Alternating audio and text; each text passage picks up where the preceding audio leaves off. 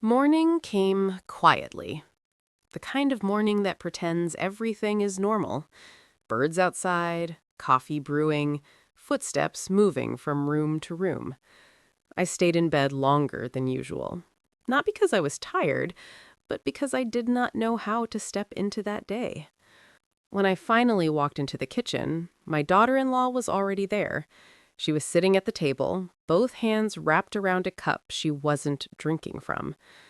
My son stood by the counter, scrolling on his phone. No one looked at me right away. I said good morning anyway. My voice sounded steady, even to me. They both answered, almost at the same time. Polite, distant. The space between us. From that day on, something shifted. It wasn't loud, there were no arguments, no sharp words, just space. The kind of space that grows quietly until you realize you are standing alone in a room full of people. She stopped asking me anything, stopped telling me about her doctor visits, stopped letting me help with small things. If I tried to make conversation, she would nod but not look up. If I stayed quiet, the silence felt heavier. I began spending more time in my room. I read old books, folded and refolded my clothes, listened to the sounds of a house that no longer felt like home. My son, caught in the middle. My son tried, in his own way. One evening he knocked on my door and asked if I was feeling okay. I smiled and said yes. He hesitated, then said, "You know she's just stressed, right?" I nodded again. What else could I do? I wanted to tell him that stress doesn't excuse coldness, that silence can hurt more than words. But I didn't want him to feel torn. I didn't want to become a problem he had to solve. So I said nothing. And silence became my language. The small moments that cut deep. It was always the small things. One afternoon, I overheard her on the phone with her mother. "I just feel like I can't relax," she said softly. "There's always someone watching." I froze in the hallway. I wasn't watching. I was existing. Later that day, I noticed a small list taped to the fridge. Reminders, house rules. Things like, please wipe the sink after use, turn off lights, keep common areas tidy. My handwriting was nowhere on that list, but somehow I felt every word was written for me. The kitchen that no longer welcomed me. The kitchen used to be my safe place. Cooking had always calmed me. The sound of chopping, the smell of onions and oil. Now, every time I stepped inside, she stiffened. If I cooked, she wouldn't eat much. If I didn't cook, no one noticed. One evening, I asked gently, "Would you like me to make something?" She didn't look at me when she answered. "No, it's okay. I've already planned dinner." Planned. The word stayed with me. When help felt like a burden. As her pregnancy progressed, she grew more tired. I offered to help more often. Laundry, cleaning, anything. Each time, she said no. Not harshly, just firmly. "I need to do things myself," she said once. "It helps me feel in control." I understood that, or at least I tried to. So I stepped back. Further. And further. Until I wasn't sure where I belonged anymore. The day she cried. One afternoon, I heard crying from the bedroom. Real crying, not quiet tears. I stood outside the door, unsure. Then I knocked softly. "Are you okay?" I asked. There was a pause. Then she said, "I just need some space." I stepped away immediately. Later, my son told me she felt overwhelmed, that everything felt like too much.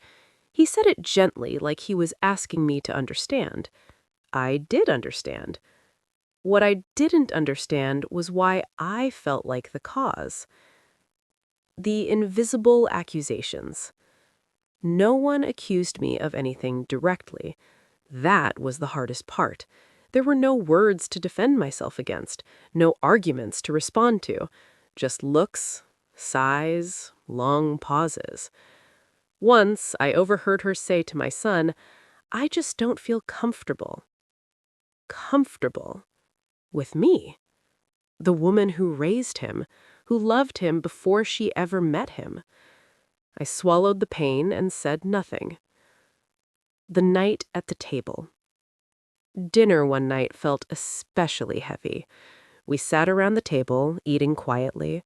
The sound of forks against plates was too loud. She pushed her food around without eating much. My son kept glancing between us.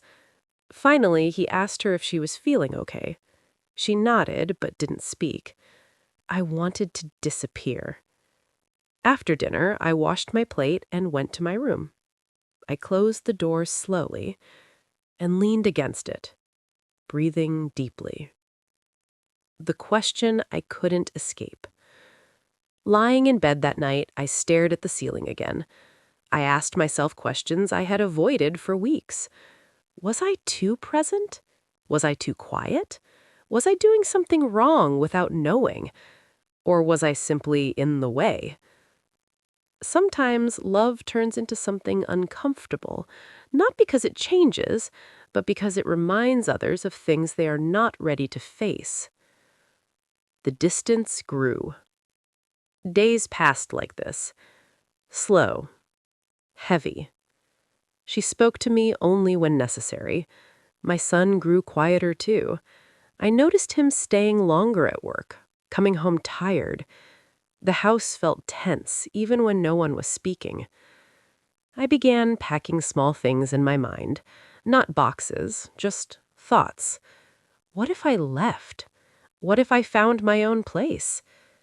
The idea hurt, but staying hurt too. The calm before the break. The night before everything broke open, the house was unusually quiet. No TV, no music, just the sound of rain outside again. I sat on my bed holding an old photo of my son as a child. I whispered, "I did my best." And for the first time, I wondered if my best was no longer enough. The day it happened began like any other. No warning, no sign. The sky was pale and cloudy, the kind of day that feels undecided. I made myself a cup of tea and sat at the small table in my room. I held the warm mug in both hands, letting the heat calm me. I had learned to take comfort in small things. That morning, I heard my son and daughter-in-law talking in the kitchen. Their voices were low, careful. I wasn't listening on purpose. The walls were thin. She sounded tired. He sounded gentle. Then I heard my name. The words through the wall. "I don't think this is working," she said. There was a pause. "I just don't feel at peace in my own home." My chest tightened. He asked something I couldn't hear. She answered slowly, like she had practiced the words. "I know she's your mother, but I'm about to have a baby. I need space. I need calm." Silence followed. Longer this time. Then my son spoke. Soft. Almost broken. "What are you asking?" Another pause. "I think it would be best if she stayed somewhere else, at least for now." At least for now. Those words cut deeper than anything else. When the decision was made without me. I didn't cry. I sat very still. I watched the steam rise from my tea until it disappeared.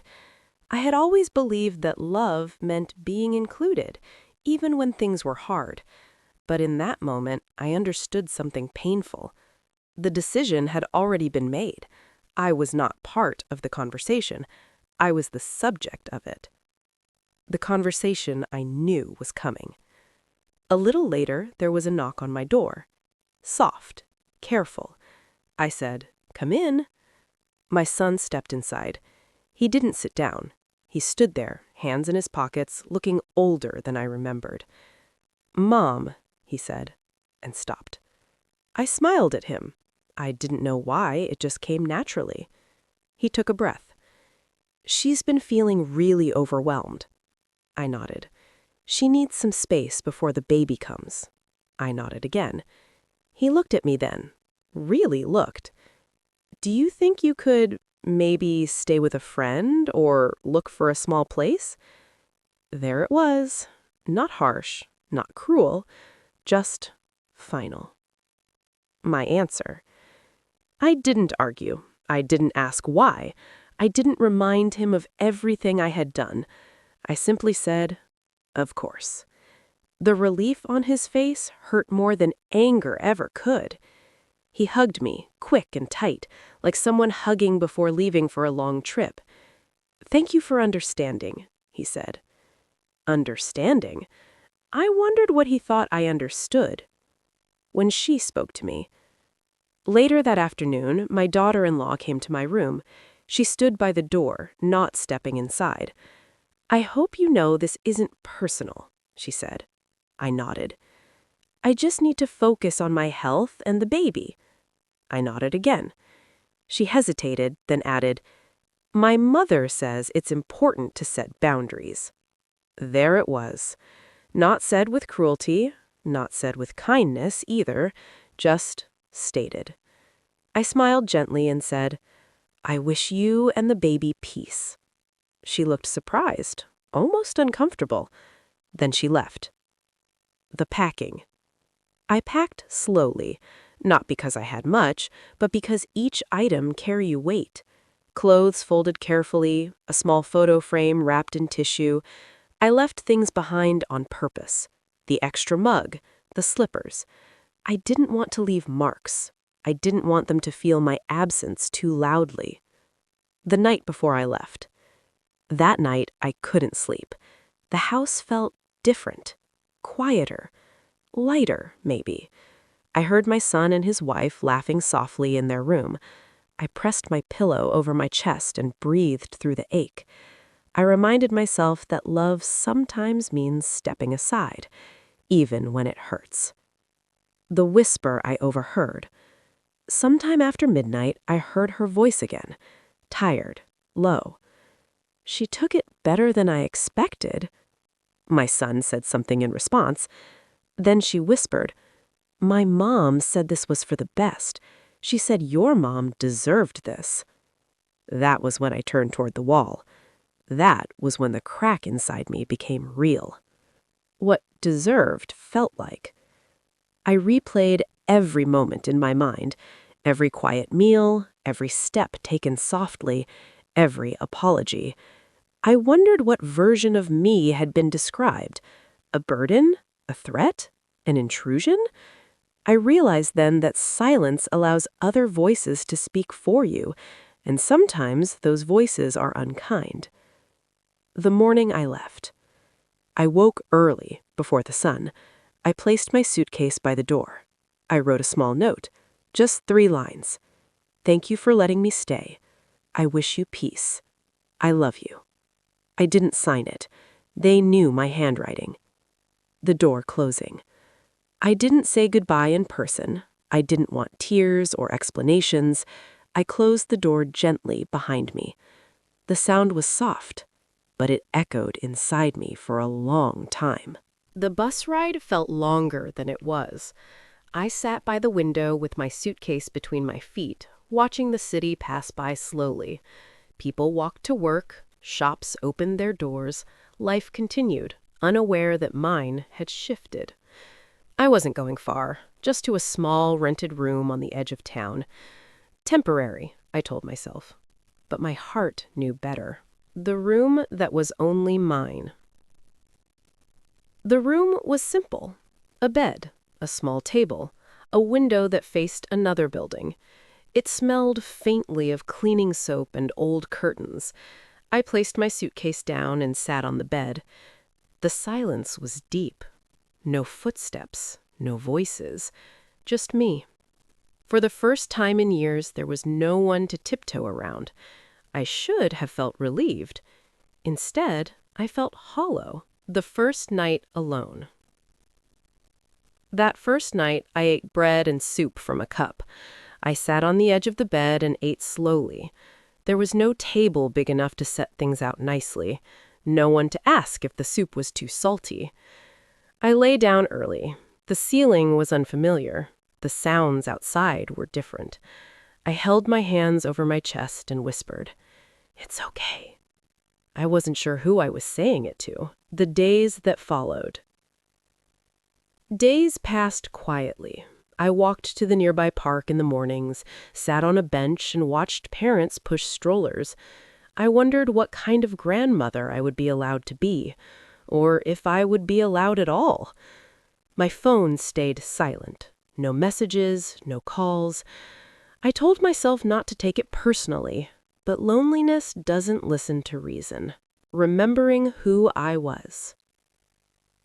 One afternoon, I found an old notebook in my bag. Recipes, small notes, lists from years ago. I realized how much of my life had been about others. Cooking for someone, waiting for someone, adjusting. I asked myself something gently. Who am I when no one needs me? The question scared me, but it also felt honest. The call I didn't expect. A week later, my phone rang. It was my son. His voice sounded tired. "Mom, are you okay?" I said yes, because that's what I always said. He hesitated. "She's been having a hard time," he said. "The pregnancy is heavier than expected." I listened quietly. He didn't ask me to come back. He didn't apologize. He just talked. And for the first time, I didn't rush to comfort him. I simply listened. What I finally understood.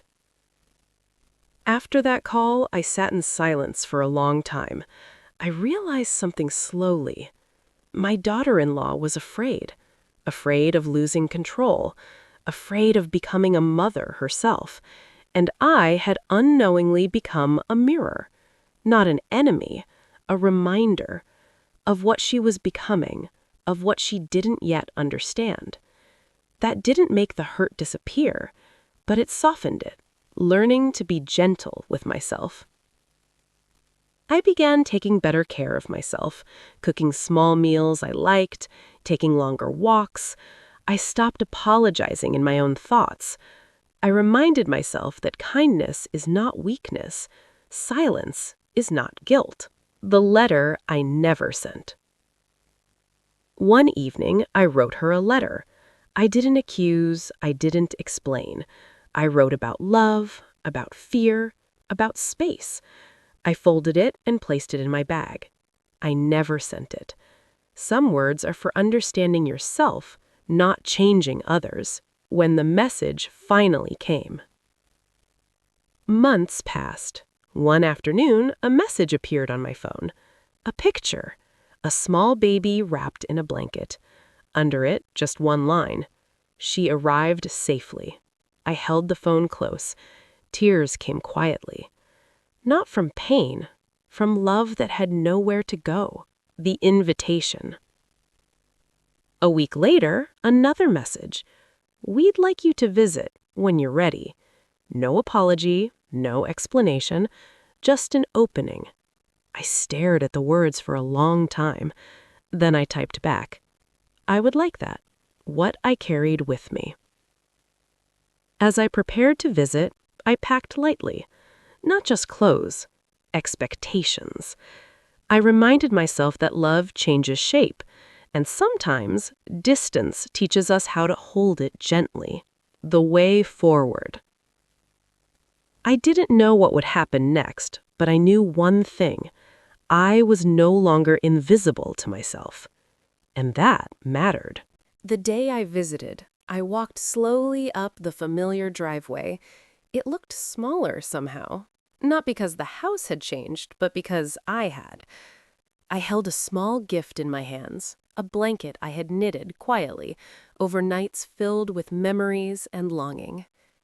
The door opened before I could knock. My son's face lit up briefly, and then she was there, standing, smiling softly, holding the baby. The first moment together. I knelt slowly. The baby was tiny, fragile, perfect. I whispered, "Hello, little one." The baby stirred, eyes blinking at me. I felt a warmth I hadn't known I was missing, the kind of love that doesn't demand anything. My daughter-in-law watched quietly. There was tension, yes, but also a small, careful bridge forming. She said softly, "Thank you for coming." I nodded, and in that moment, words felt unnecessary. Silence that healed. We spent hours together. Not many words, mostly quiet moments. Laughter from the baby, the soft sound of bottles being warmed, tiny socks dropped on the floor. I realized something then. Love isn't only about being present, it's also about letting go, letting others grow in their own way. The silence didn't hurt anymore. It healed. A small but important connection. Later, my son asked if I wanted to hold the baby again. I nodded. I felt the baby's small heartbeat against my chest, and for the first time in months, I didn't feel invisible. I whispered, "I love you." No one argued, no one flinched, just acceptance. The lesson I carried home. That evening, I walked back to my little room. I carried nothing but gratitude. Gratitude for patience, for understanding, for the quiet strength that comes from love even when it's tested. I learned that sometimes being pushed aside doesn't mean you are unwanted. It means someone else is finding their space, and love sometimes grows in the distance. What I wish to remember. I wish to remember that kindness is always enough, that silence doesn't equal failure, that leaving can be an act of love too. I wish to remember that life changes, that family grows differently for everyone, that healing is quiet, slow, and steady. The final reflection. I placed my hand over my heart. I felt the steady beat beneath my palm. I smiled softly to myself. I had survived the hurt. I had learned to love without needing control, and I had found peace. The house would always be home to my son. The baby would grow in love, and I would always be a part of that, quietly, warmly, from my own space. I whispered to myself, "Love is enough. That's all we ever need." And for the first time in a long while, I truly believed it. I still remember that day clearly. The moving truck had just pulled away, and I was standing in the doorway of our new home, holding the last box in my hands. The air smelled faintly of fresh paint and old wood. I had imagined this moment for months, picturing a calm, happy start for our family. But instead, a strange unease settled in my chest. The former owner appeared at the edge of the driveway. He smiled politely, but there was something in his eyes that made me pause. "I forgot to tell you something," he said slowly. "I left some cameras in the house." I blinked. Cameras? My mind went blank for a moment. Every quiet moment, every laugh, every private second? What if someone had watched it all? I didn't cry. I didn't yell. I just nodded, forcing a calm I didn't feel. My husband, Daniel, stepped forward. "Where? Which rooms?" He hesitated. "Well, living room, kitchen, even bedrooms. I should have removed them. I forgot. I'm so sorry." I smiled then. Not the happy smile I'd imagined. It was the kind you give when you're trying to convince yourself you're okay. But inside, I felt exposed.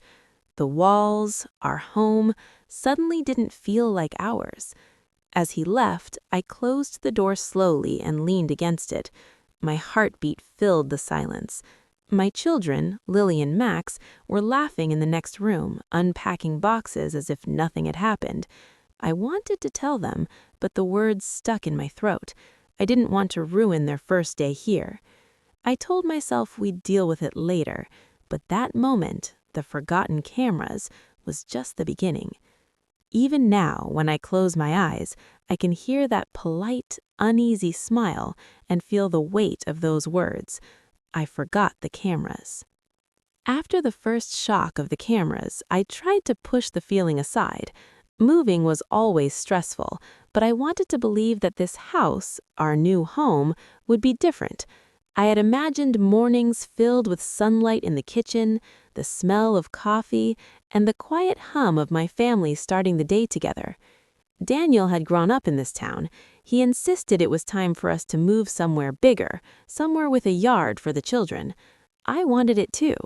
Our apartment was small and cramped. There was never enough room to spread out, never enough privacy, and the noise from the neighbors felt constant. I wanted calm. I wanted space. The house we bought looked perfect online. 2 stories, modest garden, big living room windows. It even had a little porch where I could sit in the morning and watch the kids play. I had pictured Lily and Max running barefoot across the grass, laughing, chasing each other, while Daniel and I watched from the porch with coffee in hand. That vision had filled me with hope for months. The morning of the move, sunlight spilled into the rooms as Daniel carried boxes upstairs, and I followed behind, trying to keep track of everything. The house smelled faintly of cleaning products, mixed with the lingering scent of old wood. Everything looked perfect, and for a moment I let myself relax. Lily and Max were running around, excited and curious. Max had already claimed the biggest bedroom and had begun arranging his toys. Lily had found the little window seat in the living room and was sitting there, imagining herself reading books every afternoon in that cozy corner. Their laughter reminded me why we had come here. When the former owner came by to hand over the keys personally, I thought it would be a simple, polite gesture. At first, he seemed friendly enough. He walked slowly through the house, pointing out old alarms, the pipes, even the fuse box. Then he paused in the kitchen and looked at me. "I forgot to remove something," he said. "Some cameras. I didn't mean to, I swear. They're old, I just forgot." I forced a smile, trying not to show how alarmed I felt. "Cameras?" he said. "Yes, just old security cameras. I didn't think it mattered. I'm sorry." Daniel frowned. "Are they still recording?" He hesitated. No, they're unplugged, but I wanted to be honest with you." I nodded again. I wanted to ask more, to demand answers, but I didn't. My children were unpacking boxes and singing songs as if everything was normal. I didn't want to ruin their excitement, so I thanked the man politely and closed the door behind him, trying to put on a brave face. For the rest of that day, I walked through the house carefully, inspecting corners, shelves, smoke detectors. I wanted to be sure we were safe. My children's laughter echoed through the rooms, and it was a bittersweet sound now. I loved it, but it also reminded me of the vulnerability we had just inherited. Even though the cameras were supposedly unplugged, I couldn't shake the feeling that the house was watching us, waiting. The walls, the corners, even the ceilings all seemed to hold secrets. It was a strange, heavy feeling. I tried to reassure myself. It's just a house. The cameras aren't working. Everything will be fine. We spent that evening unpacking boxes and arranging furniture. I had planned to start hanging pictures on the walls, but every frame felt wrong now, as if it would be seen by someone else before it reached our home. Daniel kept teasing the kids about their new rooms, and they laughed and ran around, full of excitement. I smiled and laughed too, but it was quieter, more careful. That night, as we sat together at the kitchen table, I caught myself staring at the ceiling. My mind raced with questions. How long had those cameras been in the house? Had the former owner really forgotten, or had they been recording for months, years? What had they captured? And most importantly, had anyone else been able to access those recordings? I didn't say any of this out loud. I didn't want to scare Daniel or the children. I took a deep breath and pushed the thoughts away, pretending that everything was normal. But deep down, a seed of unease had been planted, and little did I know it was only the beginning of the strain that would grow in our family, slowly, quietly, and almost imperceptibly. In those first few days, I started noticing small things: a door left slightly ajar, the curtains hanging oddly, the faint hum of electricity that wasn't there before. It was as if the house itself was alive, watching us, holding its breath. I tried to tell myself it was imagination, but it felt real. Every step I took, every sound in the house reminded me that something had changed. I wanted this house to be our sanctuary, a place of safety and warmth. But now each room carried a quiet tension. I began to question even my own comfort. Was it safe to laugh here? Was it safe to cry? To be private? Every ordinary action felt heavy with a strange uncertainty. And yet, I stayed. I unpacked, I arranged furniture, I made the beds, I watched the children play in the backyard. I tried to fill the house with love and normalcy. I told myself that maybe, just maybe, this was all in the past, that we could still make this house our home. The first night after moving in was quiet. Too quiet, I thought. The children had fallen asleep quickly, exhausted from the excitement of exploring every corner of their new home. Daniel sat in the living room, flipping through the papers that came with the house: warranties, old repair receipts, insurance forms. I lingered in the kitchen, washing a few dishes, trying to convince myself I wasn't still shaking from the camera revelation. But I couldn't shake it. The house had a strange presence now. Every corner felt scrutinized. Every room seemed to hold a shadow. I imagined eyes watching us, recording every small movement. I told myself it was ridiculous that the cameras were unplugged. Still, my stomach twisted in quiet anxiety. The next morning, I found myself walking through the rooms more carefully. I checked behind the shelves, the smoke detectors, the light fixtures. Every now and then, I would pause, listening to the quiet hum of the house, convinced I could hear something I wasn't supposed to. "Mom, come look!" Lily's cheerful voice echoed from the living room. She was holding a framed picture she had found in one of the boxes. It was an old family photo left behind by the previous owner. I forced a smile. "That's lovely, sweetheart," I said. But even as I said it, I felt a pang of intrusion, as if someone else's life was pressing into ours. Daniel, as usual, dismissed my unease. "It's an old house. Things are left behind sometimes. There's nothing to worry about." I nodded, but I couldn't quiet the fluttering in my chest. Later that day, I discovered my first real proof: a small camera tucked behind a shelf in the living room. My hands shook as I unplugged it. My mind raced with questions. How long had it been there? Who could have seen it? What had they seen? I didn't tell Daniel or the children. I couldn't. But the house no longer felt like ours. Laughter and casual conversation suddenly seemed loud, almost intrusive. I noticed myself tiptoeing through hallways even when I didn't have to. I caught myself covering my mouth when I laughed or whispered to Lily about something silly. It was subtle, but it was there. A quiet shift in how we moved through our own home. Days passed, and each day I found another camera: in the kitchen, the hallway, even the guest bedroom. I started keeping a mental map, trying to remember where each one had been. I wondered if there were others I hadn't found yet. At night, I lay awake, staring at the ceiling. I imagined the former owner walking through our rooms, seeing every small, private thing we did. I tried to convince myself it didn't matter, that they were old and unplugged, but the seed of doubt had taken root. Even the children began to notice. Lily asked one afternoon, "Mom, why do you keep looking behind things?" I smiled softly. "I'm just checking that everything is in its place, honey." But I could see the confusion in her eyes. I hated that. I hated that I was letting this worry seep into her world.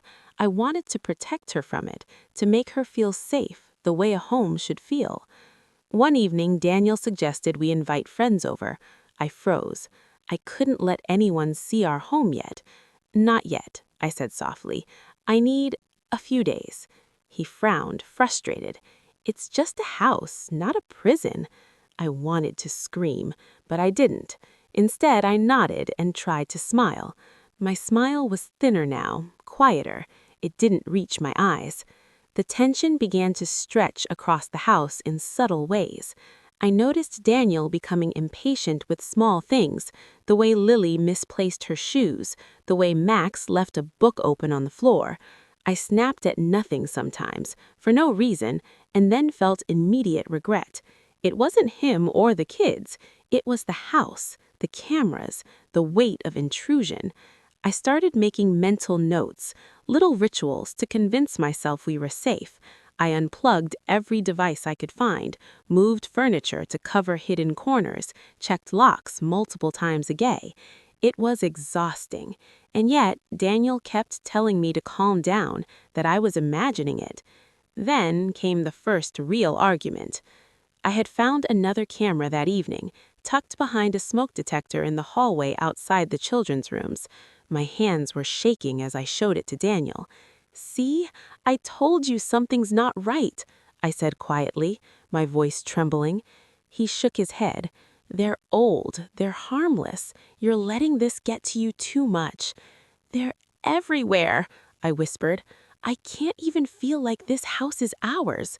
What if someone saw everything?" He rubbed his temples and sighed.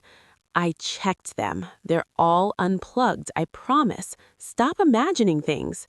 I wanted to believe him. I really did.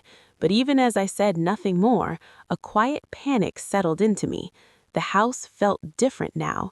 Every wall seemed to hold a memory that wasn't ours. Every hallway a secret we hadn't earned. I began noticing little things that made my heart pound. Shadows that didn't align with the furniture, the way the light hit corners just slightly wrong, the faint hum of wires beneath the floorboards.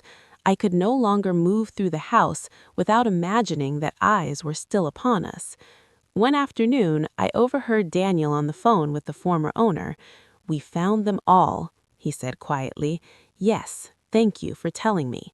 I didn't hear the rest, but my stomach sunk. The cameras hadn't just been forgotten. They had been here, quietly, waiting, and maybe, somehow, they had captured things that should have stayed private. The tension grew in small, almost imperceptible ways. Time has a quiet way of smoothing sharp edges. Looking back now, the house feels like a distant chapter, not erased, just settled. It no longer defines us, and it no longer frightens me. It became a lesson, one I never asked for, but one I carry with me carefully. I used to believe that a home was something you could buy, a structure, a promise written on paper. I know better now. A home is something you feel in your body, in your breath, in the way you relax without thinking. Safety isn't about locks or walls, it's about trust. That experience taught me to listen to the small voice inside me, the one that whispers before fear ever has to shout. I had heard it early on, I just didn't know how important it was. Now, I do. I also learned that strength doesn't always look brave. Sometimes it looks like quiet endurance, like choosing peace instead of pride, like leaving something behind even when you hoped it would be forever. There is no shame in starting over. Our family grew closer in ways I didn't expect. We speak more gently now. We listen longer. We protect each other's space, emotionally, not just physically. And I learned something else, too. You can forgive without forgetting. You can heal without answers. You can move forward even when the past tried to follow you. Some evenings, I still sit quietly and watch the light change in the room. But now, I feel no eyes watching back. Just stillness. Just peace. If you're listening to this and carrying your own quiet fear, I want you to know something. You're not weak for feeling uneasy. You're not wrong for protecting yourself. And you're not alone in choosing safety over comfort. Sometimes the bravest thing we do is walk away quietly and trust ourselves again. And that, finally, is how I found my way home. When my daughter-in-law told me to leave, I smiled instead of crying. I still remember how tired her voice sounded. Not angry, not loud, just tired, like someone who had already made up their mind. She stood in the kitchen doorway, one hand on the frame, the other resting on her stomach. Pregnant, exhausted, and looking at me like I was already gone. She didn't say my name. She just said, "It would be better if you found another place." I nodded. I even thanked her. Inside, something cracked quietly. Not enough to break me, just enough to hurt. That night, as I lay on the narrow guest bed, staring at the ceiling fan moving in slow circles, her words kept replaying in my mind. And then came the whisper I would never forget. Exhausted, my daughter whispered, "My MIL said you deserved this." She didn't know I was awake. She didn't know I heard. And in that moment, I realized something painful. I wasn't just unwanted. I had been judged, decided, and quietly pushed aside. Setup. Who I was before all this. I am not a difficult woman. I have never been. I raised my son with patience, with rules, and with love that was steady, but not loud. I worked long hours when he was young, packed his lunches, waited up for him when he stayed late at school. When his father left, I didn't speak badly about him. I just kept going. I believed that love was shown through small things: warm meals, clean clothes, listening more than talking. So when my son married, I truly believed I would fade into the background naturally. That is what mothers do, I thought. I didn't want control. I didn't want praise. I only wanted to belong. The house I moved into. After my retirement, my son insisted I move in with them for a while. "Just until you get back on your feet," he said. "Mom, you shouldn't be alone." The house was not mine. I knew that from the moment I stepped inside. Everything smelled new. Fresh paint, new furniture, a life that had already begun without me. I stayed in the small guest room at the end of the hallway. It had a narrow window and a dresser that wobbled slightly. I told myself it was enough. At first, my daughter-in-law was polite, careful. She smiled when she had to. She thanked me when I cooked. She noted when I spoke. But there was always a distance, like she was holding her breath around me. I learned quickly that this was not my space. I learned not to rearrange things, not to fold laundry my way, not to comment on how tired she looked. If I offered help, she said, "I've got it." If I stayed quiet, she seemed annoyed anyway.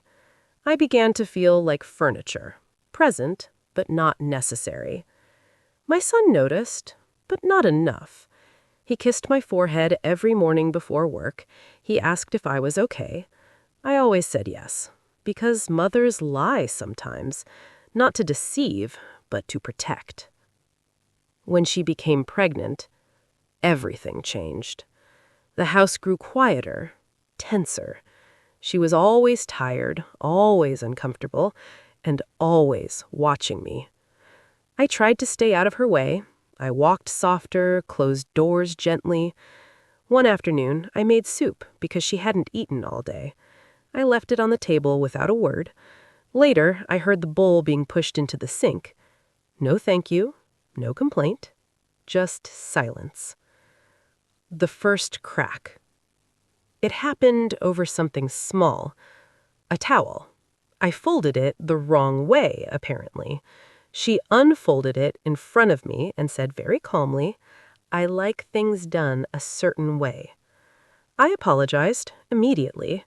She sighed. Not angry, just tired. But that sigh stayed with me longer than the words. The things I didn't say.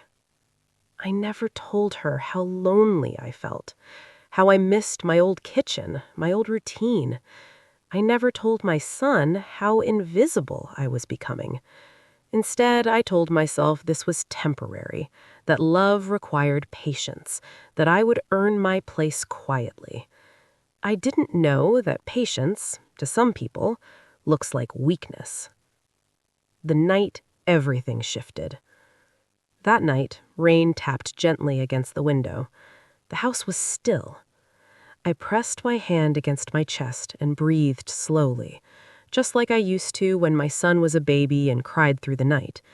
I told myself, tomorrow things will be clearer. I didn't know that tomorrow would ask me to leave.